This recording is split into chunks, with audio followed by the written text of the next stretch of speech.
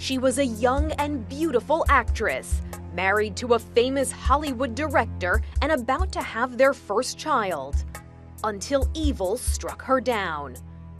Sharon Tate was just 26 years old and 8 months pregnant when she was killed by members of Charles Manson's cult.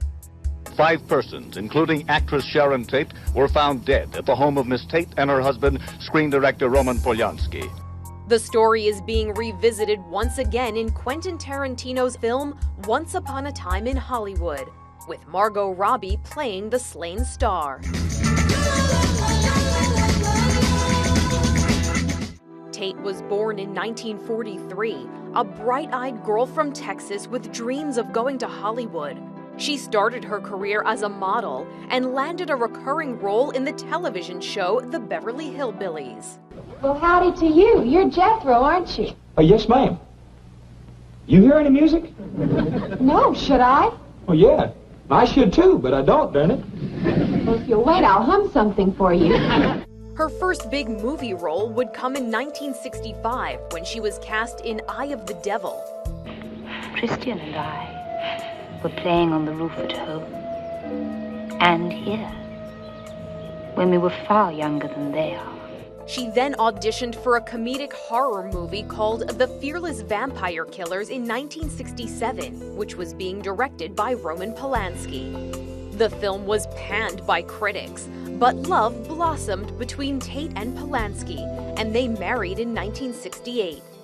They rented a home on Cielo Drive just north of Beverly Hills.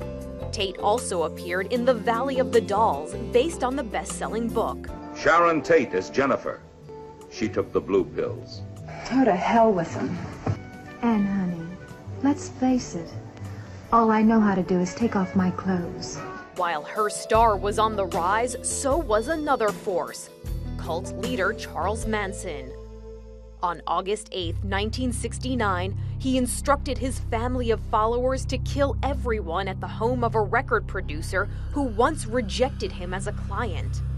But that producer didn't live at the home on Cielo Drive anymore.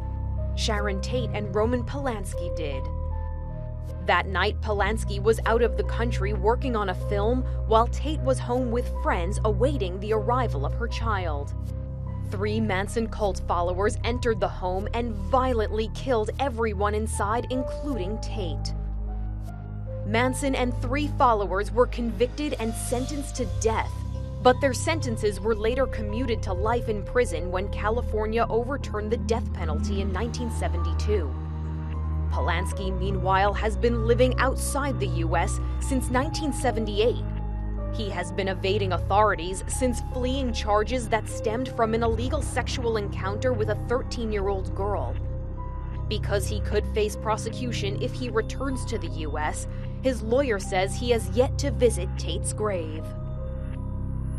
For InsideEdition.com, I'm Mara Montalbano.